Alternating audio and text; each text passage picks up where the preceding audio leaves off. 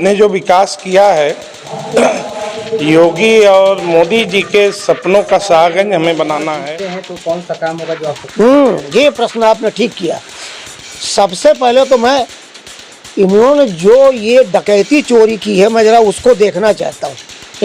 हमारी लड़ाई जो है केवल इनके भ्रष्टाचार सिर्फ बुराई से है, भ्रष्टाचार से है और गलत कामों को लेकर है, जो कि भली भांति जनता जानती है। अगर वो हार जाते हैं तो साहेबगंज वो छोड़ दें, अगर हम हार जाते हैं तो साहेबगंज छोड़ के जिले से बाहर हम भी। भ्रष्टाचार की बात है, मैं दावा करता हूं कि अगर भ्रष्टाचार का एक भी आरोप किसी ने सिद्ध कर दिया तो मैं राजनीति से इस्तीफा दे दूंगा।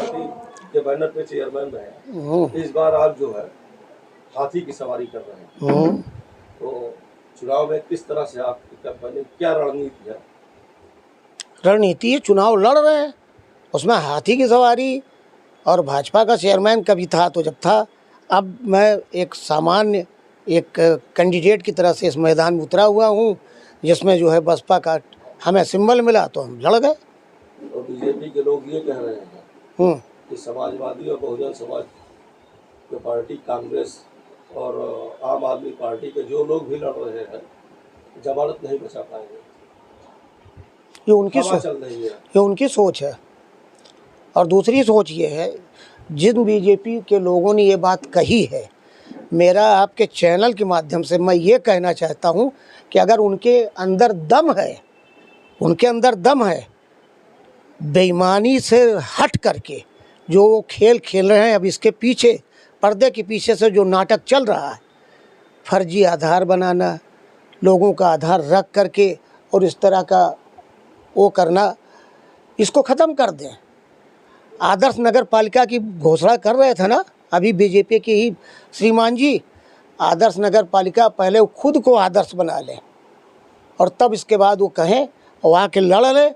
या तो अगर वो हार जाते हैं तो साहेबगंज वो छोड़ दें, अगर हम हार जाते हो तो साहेबगंज छोड़ के जिले से बाहर हम भी चले जाएंगे।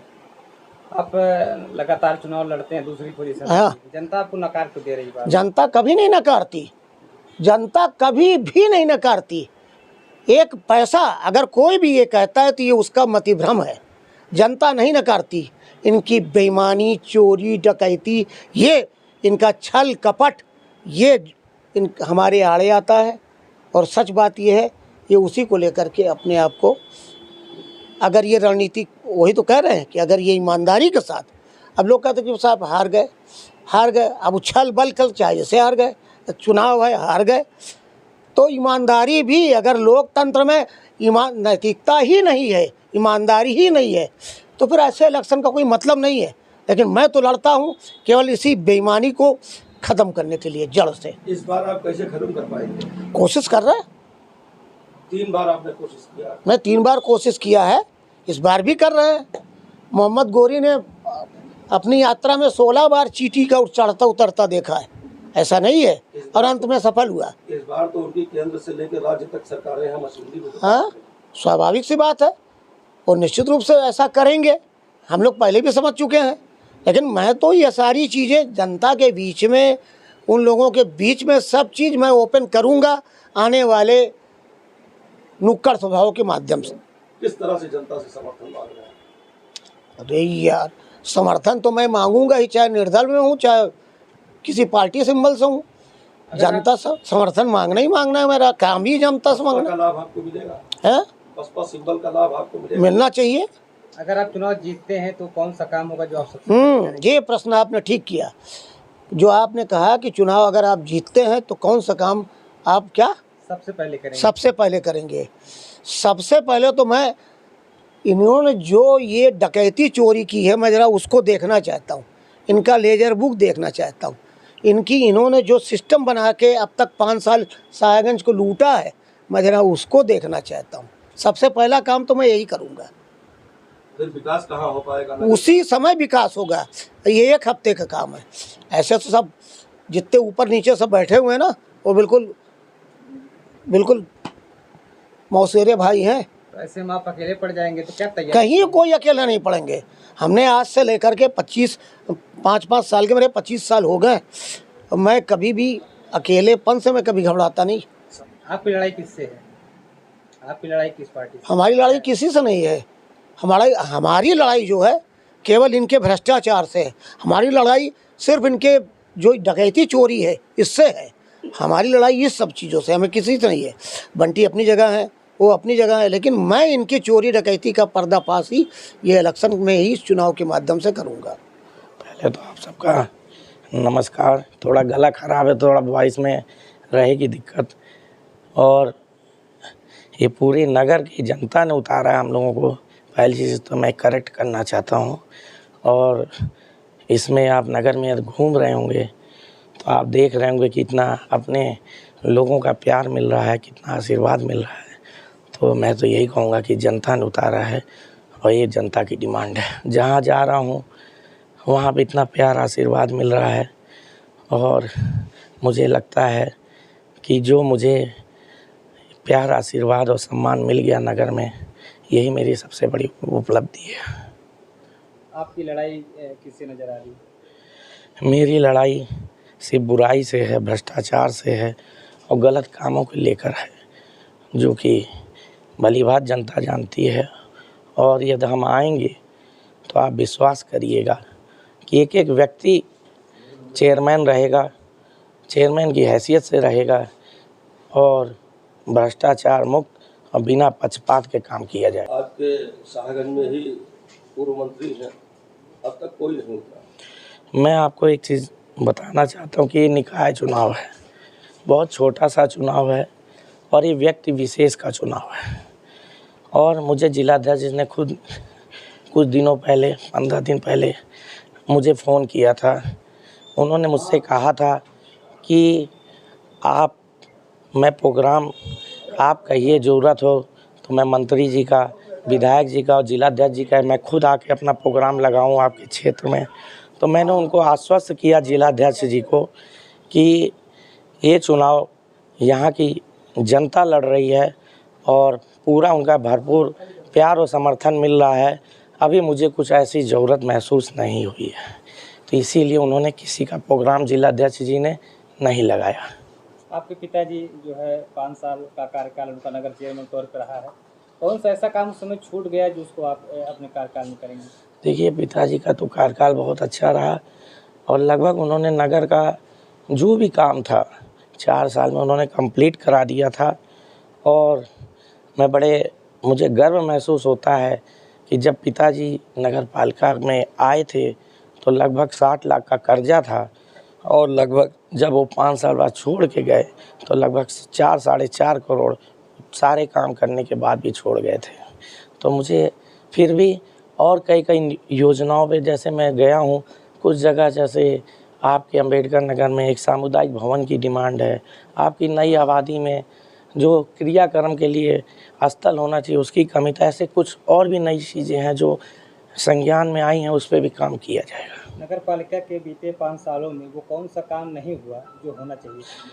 5 साल में कोई काम नहीं हुआ है और सारी सड़कें जो कि बेसिक चीज़ें हैं लोगों की, कि सड़कें अच्छी हों, नाली में पानी ना रुके, बरसात होने पे स्ट्रीट लाइटें हैं, साफ़ सफाई हैं। इसके साथ के साथ कोई भी प्रमाण पत्र लेने का या नगर पालिका से लेना हो और इसके अलावा नामांतरण में पारदर्शी तरीके से एक टाइम बाउंड के अंदर काम हो, तो ये सारी चीज़ें नहीं हुई हैं इन 5 साल के अंदर। नगर में चीज़ें ये चल रही हैं कि अगर आप चुनाव जीतते हैं तो उसका रिमोट जो है पत्थनपुर होगा। देखिए, मैंने पहले भी जवाब दिया, आज फिर मैं जवाब देना चाहता हूँ और आपने अच्छा किया, ये सवाल पूछा है। आपके मीडियम से मैं अपने लोगों को आश्वस्त करना चाहता हूँ। मैं एक एग्ज़ाम्पल देना चाहता हूँ आपको कि जब पिताजी चेयरमैन बने थे तो सब समाजवादी पार्टी ने उस समय सैंबल नहीं दिया था। उस समय किसी पार्टी ने आई थिंक नहीं दिया था। उस समय सपोर्टेड थे वो समाजवादी पार्टी से जिसमें वो चेयरमैन बने थे। उस दरमियान समाजवादी पार्टी की सरकार थी। उस समय हमारे ज़िले के मिनी मुख्यमंत्री कहे जाने वाले माननीय पारसनाथ यादव जी, उनके बहुत अच्छे फ्रेंड थे मेरे पिताजी के, बहुत अच्छे ताल्लुकात थे। उस समय हमारे राज्य मंत्री माननीय शैलेंद्र यादव ललई जी भी थे। लेकिन आप ये बताइए कि उन 5 साल के दरमियान सारा मंत्री पद होते हुए, पार्टी में रहते हुए, एक भी गलत काम किसी पिताजी के द्वारा किया गया हो? तो मैं पूरी तरह आश्वस्त करना चाहता हूँ कि पूरा विश्वास रखिए, न्यायपूर्ण कार्य किया जाएगा।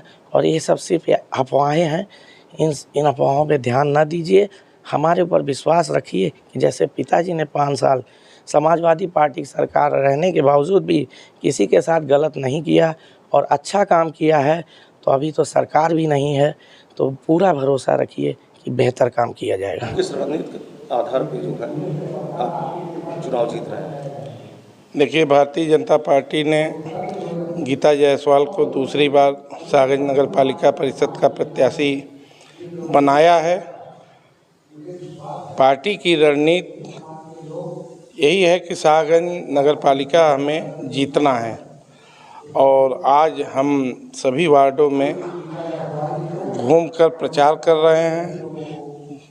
गीता जायसवाल द्वारा किए गए विकास कार्यों की समीक्षा करके जनता, कल जैसा कि आपने देखा होगा कि विकास यात्रा सागंज में निकली थी, जनता रोड पर उतरकर विकास यात्रा का स्वागत किया जनता ने।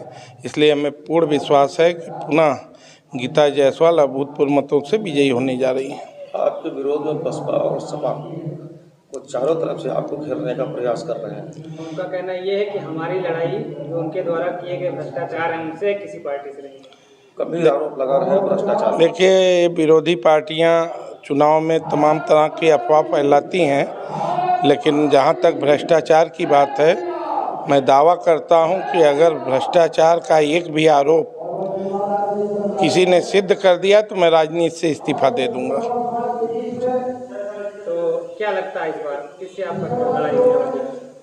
हमारी लड़ाई किसी से नहीं, हमने जो विकास किया है, योगी और मोदी जी के सपनों का सागंज हमें बनाना है। उनकी नीतियों पे चलकर सागंज का विकास करना है और सागंज में हमारे जो विधायक जी हैं, आपने देखा होगा 13 महीने में सागंज की एक बहुत मूलभूत ज्वलंत समस्या थी बाईपास, जिसको हम लोगों ने प्रयास करके बाईपास स्वीकृत करा दिया, धन आवंटित करा दिया। विपक्ष जनता के बीच जा रहा है एक सवाल लेके कि 5 साल में सागंज नगर पालिका आदर्श नहीं हो पाई। देखिए, सागंज आदर्श नहीं हो पाई ये कहना गलत है, क्योंकि 5 वर्षों में 22 दिसंबर 2017 से कार्यकाल चालू हुआ। 1 साल का कार्यकाल पूरा होते ही कोरोना जैसी महामारी ने पूरे देश को अपने आगोश में ले लिया।